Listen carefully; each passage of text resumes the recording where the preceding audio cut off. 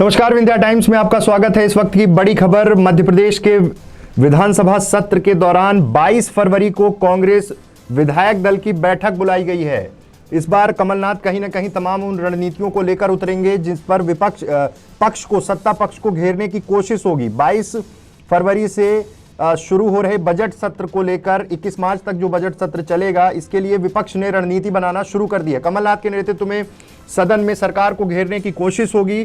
22 फरवरी को ही विधायक दल की बैठक कमलनाथ ने अपने आवास पर बुलाई है। शाम 7 बजे नेता प्रतिपक्ष कमलनाथ ये बैठक करेंगे। बैठक में तमाम रणनीतियों पर चर्चा होगी। इसके पहले वरिष्ठ जो विधायक हैं कांग्रेस के, उनसे चर्चा हो चुकी है कि किन मुद्दों को लेकर सदन में जाना है।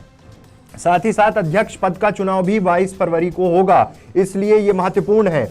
उसकी तैयारियां भी कांग्रेस कर रही है, किस तरह से चीजें होंगी, क्योंकि अध्यक्ष और उपाध्यक्ष दोनों पदों के लिए बीजेपी ने इस बार दोनों पदों पर प्रत्याशी उतारने की तैयारी में है। भाजपा, जैसा कि कांग्रेस ने किया था कि अध्यक्ष और उपाध्यक्ष दोनों पद अपने पास रखे थे। विधानसभा उपाध्यक्ष का पद अमूमन पहले मध्य प्रदेश में विपक्ष को दिया जाता था, लेकिन कमलनाथ सरकार ने यह परंपरा तोड़ी थी और अब भारतीय जनता पार्टी की जब सरकार है तो वो भी दोनों ही पदों पर अपने ही विधायक को बैठाना चाहेंगे। ये तमाम तैयारियां शुरू हो चुकी हैं। 18 तारीख को कमलनाथ भोपाल जब पहुंचेंगे, लौटेंगे, उसके बाद मुद्दों की रूपरेखा तैयार होगी और 22 फरवरी को विधायक दल की बैठक वो अपने बंगले पर करेंगे।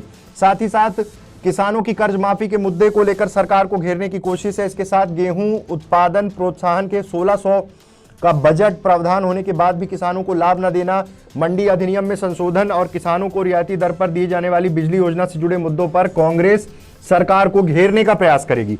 बिगड़ती कानून व्यवस्था कांग्रेस के केंद्र में होगा, उत्खनन का मसला होगा, ट्रांसफर का मसला होगा।